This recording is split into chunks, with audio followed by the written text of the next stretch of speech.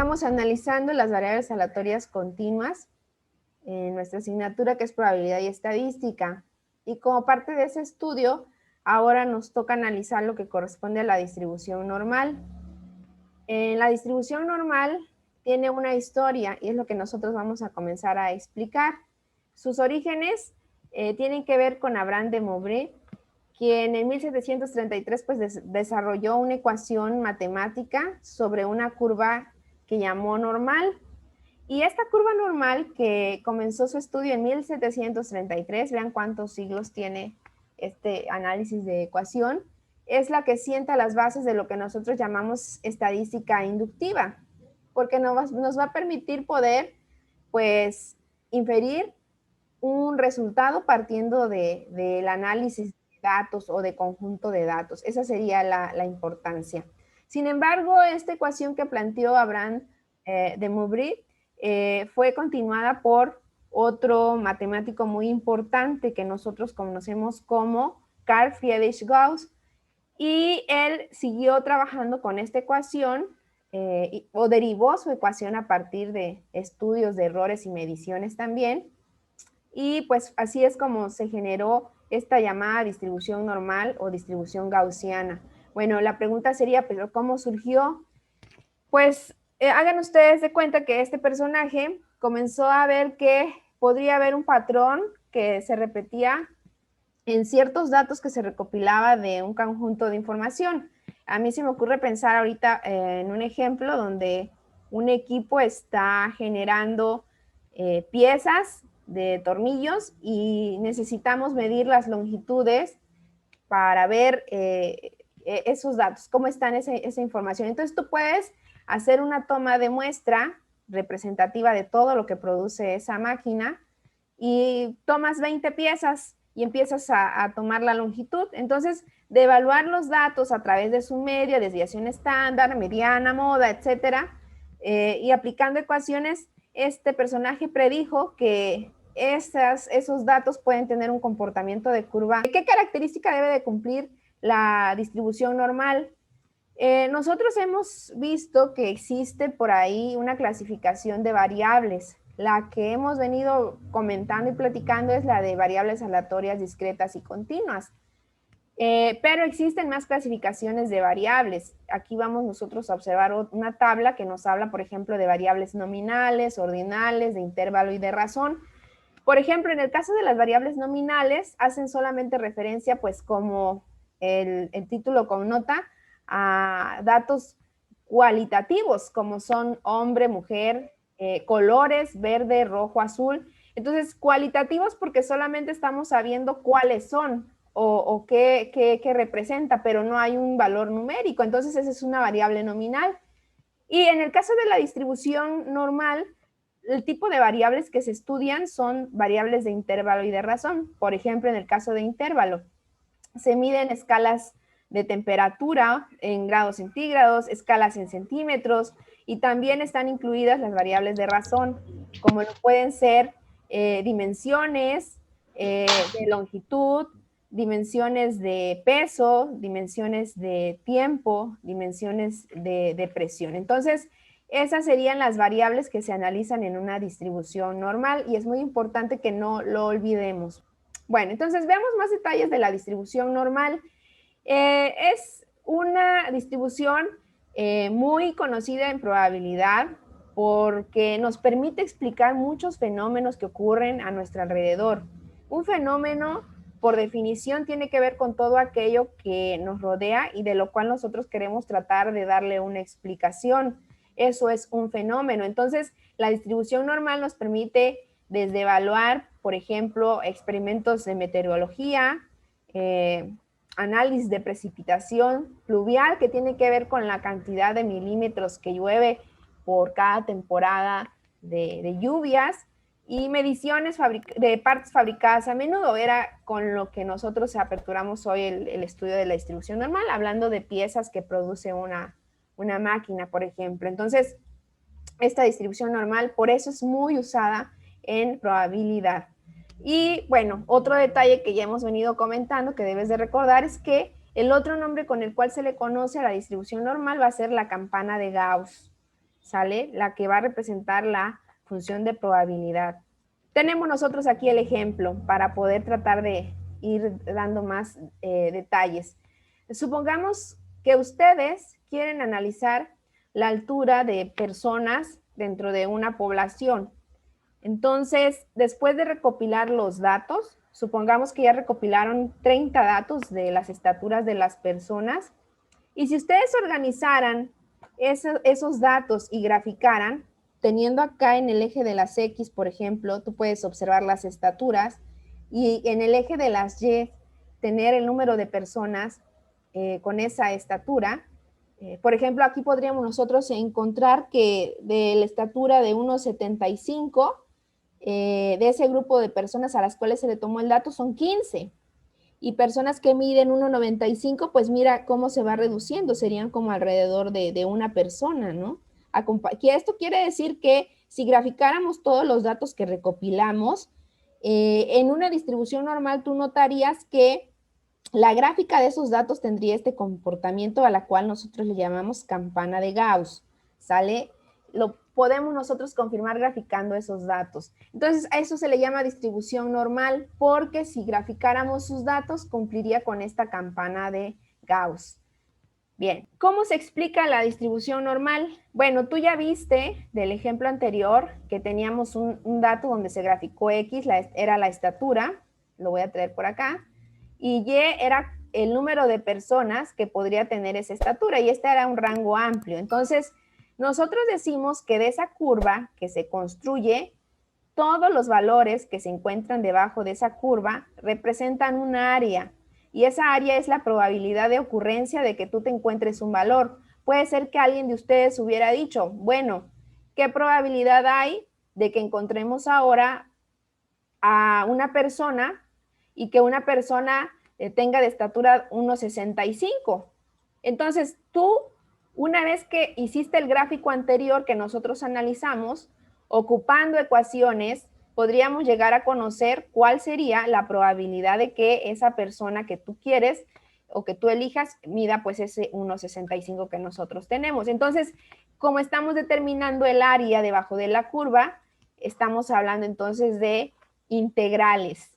Recordemos nosotros que esta es una ecuación de distribución normal que sería o que respondería a una integral definida porque tenemos un rango, partimos de un rango menor y un rango mayor. Entonces, el análisis inicial para poder conocer la probabilidad de ocurrencia de un suceso con este comportamiento de campana de Gauss se hizo con esta deducción matemática que nosotros tenemos acá. ¿Qué parámetros se usan para poder, pues, deducir esta ecuación? Pues existen dos parámetros muy importantes que les llamamos nosotros media y desviación estándar. Entonces, la media va a ir denotada siempre por esta letra griega que se llama mu, y la desviación estándar va a estar dada por esta letra griega que se llama sigma, ¿sale? Entonces, esos serían como parámetros muy importantes que se miden dentro de una distribución normal. Otro dato característico sería que si tú le sacas a esa serie de datos la media, la mediana y la moda, dentro de la gráfica todos van a coincidir al centro de la curva.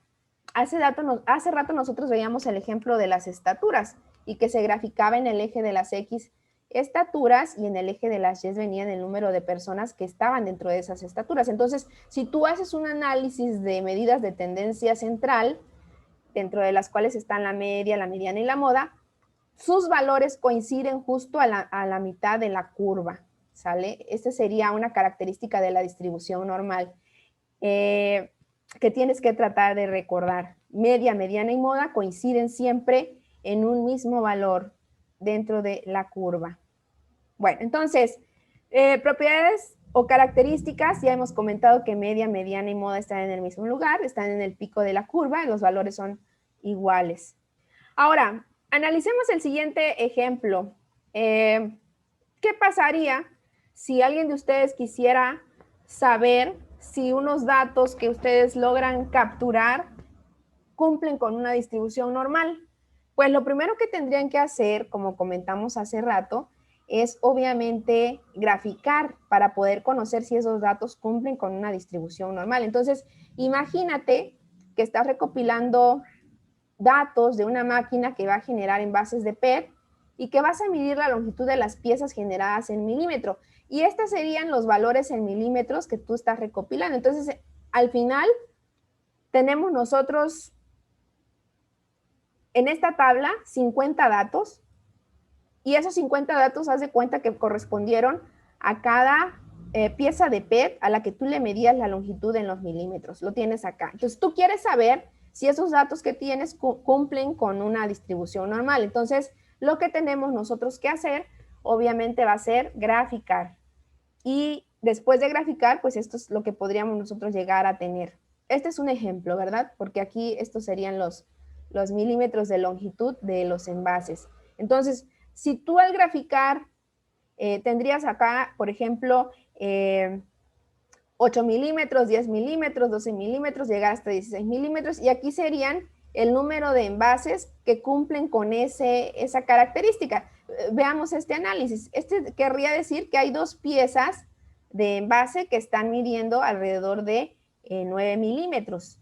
Y en este caso, si nosotros evaluamos este comportamiento, diríamos que existen alrededor de 11 piezas que están midiendo de longitud 12 milímetros. Entonces, si nosotros trazamos una curva en este comportamiento, observamos que se forma una distribución normal, cumple con la famosa campana de Gauss que nosotros hemos comentado. Entonces, para poder saber si los datos que yo estoy analizando cumplen con una distribución normal, lo primero que habría que checar es si justamente tienen esta curva. Y otra, si tú le sacas la media, la mediana y la moda, vas a determinar que van a coincidir en el mismo valor, que es en el pico de la curva, o este valor, si nosotros lo hacemos por extrapolación, pues tendría que ser igual, ¿verdad? Vendría siendo como 9 aproximadamente.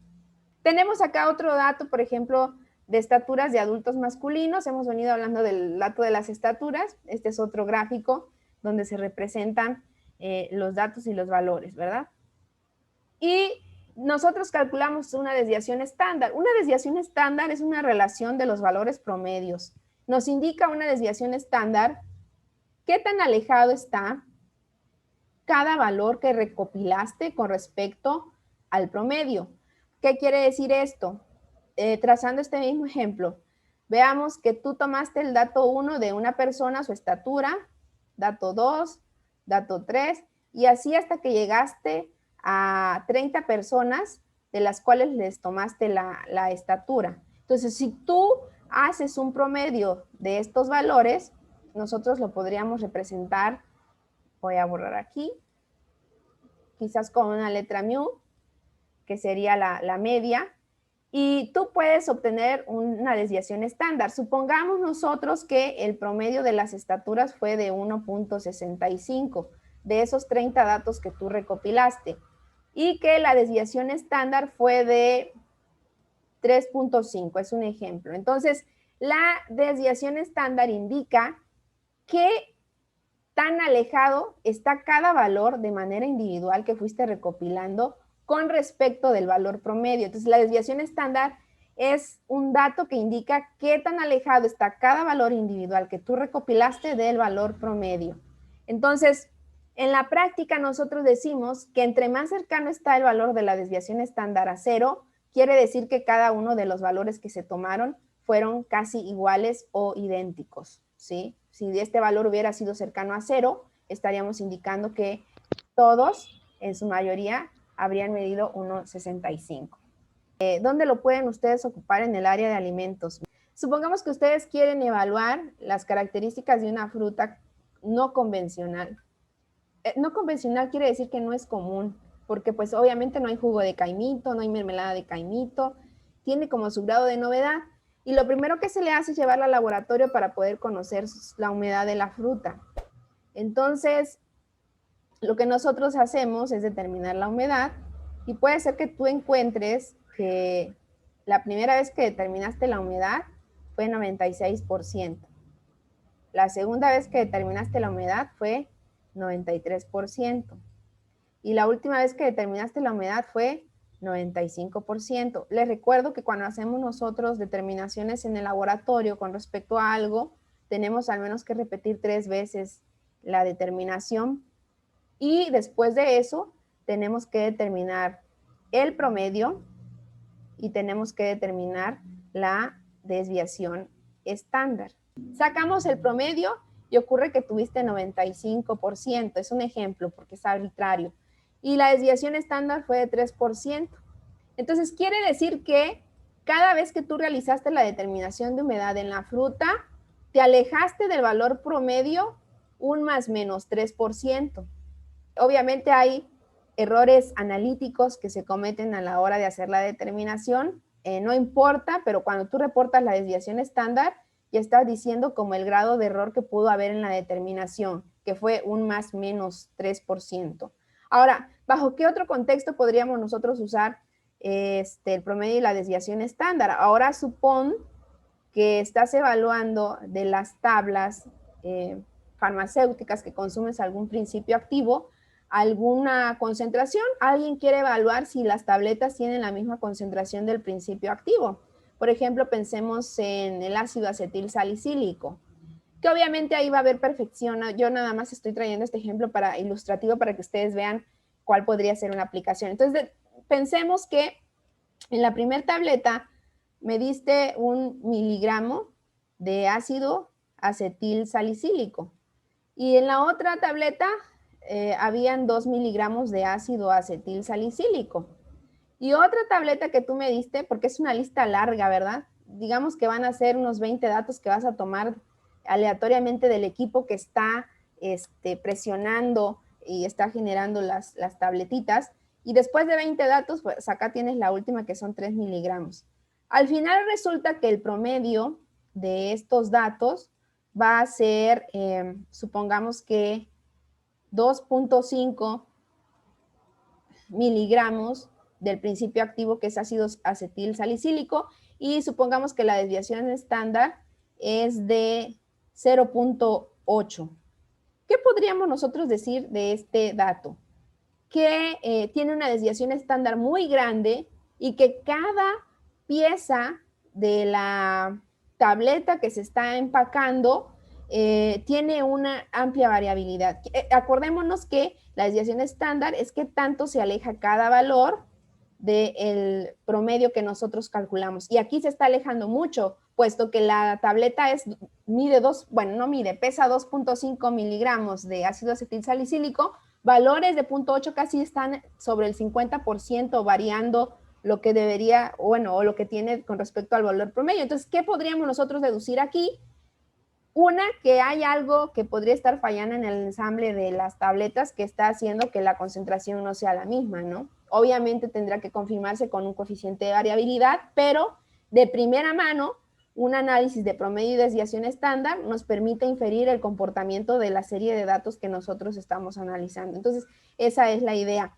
El uso de media o promedio y desviación estándar en la campana de Gauss, pues también nos va a ir ayudando a determinar probabilidades de ocurrencia en algún suceso. Entonces, la idea de la campana de Gauss es que todo lo que está dentro de esta curva es la probabilidad de ocurrencia de algo. Todo esto representa un 100% de probabilidad o también un 1, ¿sale? Un 1 de ocurrencia con respecto a lo que se esté analizando, que puede ser la estatura, puede ser la medición de longitud de, de tornillos, de envases, de lo que sea. ¿Verdad? Hace rato nosotros decíamos que para poder calcular justamente el área bajo la curva se trabaja con una integral que ustedes podrán recordar que es una integral definida donde hay un rango menor y un rango mayor. Sin embargo, poder utilizar esta ecuación se vuelve bastante complicado porque tendríamos nosotros que generar tablas para cada posible de valor media y sigma que podría estarse generando. O sea, si lo que queremos es determinar la probabilidad de ocurrencia de algo trabajando la campana de Gauss con el área bajo la curva, tendríamos que determinar valores de áreas considerando todos los valores de las medias y todos los valores de sigma. Entonces, esta ecuación se vuelve muy compleja. Hubo una adecuación que se hizo transformando esta ecuación y fue agregando una variable z, ¿sale? Entonces, esta variable se ocupa asumiendo que los datos de la variable aleatoria normal van a tener una media de 0 y una varianza de 1. Entonces, hacer esta adecuación permitió cambiar esta ecuación compleja a una ecuación más fácil de poder ocupar en una sola tabla de distribución normal. Es decir, nosotros consultamos una tabla de distribución normal donde vamos a poder encontrar datos de área bajo la curva. Lo único que nosotros vamos a tener que hacer es revisar qué nos piden los ejercicios o los problemas para poder usar esta tabla de distribución normal y hacer cálculos de probabilidad basado en lo que acabamos nosotros de comentar. Esta es la famosa adecuación que se hizo, que fue incorporando z, y al final de tener por ahí un dato de ecuación que iba a ser pues más tedioso porque se iban a generar varias tablas, tenías que determinar la ecuación para todas las μ's, bueno, para todos los promedios, para todas las desviaciones estándar, se adecuó a algo más sencillo donde solamente incorporamos nosotros esta z que viene siendo la ecuación, donde todas las tablas que se podrían construir ahora se van a reducir a una sola tabla donde vamos a poder nosotros hacer la consulta de áreas bajo la curva de la campana de Gauss. Entonces, en este tipo de distribución normal, nosotros vamos a estar trabajando con una tabla que nos va a permitir conocer las áreas bajo la curva como nosotros hemos comentado, ¿verdad? Partiendo de este entendido que es lo que estamos nosotros comprendiendo. ¿Cómo se interpreta el valor de z dentro de esta adecuación? El valor de z va a ser el número de desviaciones estándares que van a estar comprendidas entre un promedio y un cierto valor de la variable. Y pues sí, es lo que nosotros estamos acá observando. Esta mu correspondería a una media y esta letra sigma, pues sería la desviación estándar que nosotros estamos analizando. Y en este caso x va a tomar el valor de la variable aleatoria que nosotros estemos estudiando. Recordemos que estamos evaluando variables aleatorias continuas. Vamos a entender en qué consiste z cuando empecemos a ver un ejemplo práctico, que es lo que nosotros tenemos por acá. Analicemos. El ejemplo nos dice que supongamos que tenemos un conjunto de personas que tienen 25 años de edad promedio y la desviación estándar es 3.86. El valor de interés va a ser 30 años. Entonces, ¿a cuánto correspondería el valor de z? Recordemos la fórmula que acabamos nosotros de analizar y pues z sería la incógnita, x pues sería un valor que nosotros ya conocemos, que es 30, que es lo que deseamos nosotros estudiar. Tenemos nosotros 25, que correspondería al valor del promedio, y por otro lado tendríamos nosotros sigma, que es 3.86. Entonces, tenemos un valor de 1.29. Quiere decir que el valor z nos menciona que la edad de 30 años está a 1.29 desviaciones estándares sobre el valor promedio. Esta adecuación es la que se incorporó en la ecuación original para la distribución normal y que nos permite pues hacer apreciaciones de una serie de conjunto de datos, que es lo que nosotros vamos a estar pues analizando.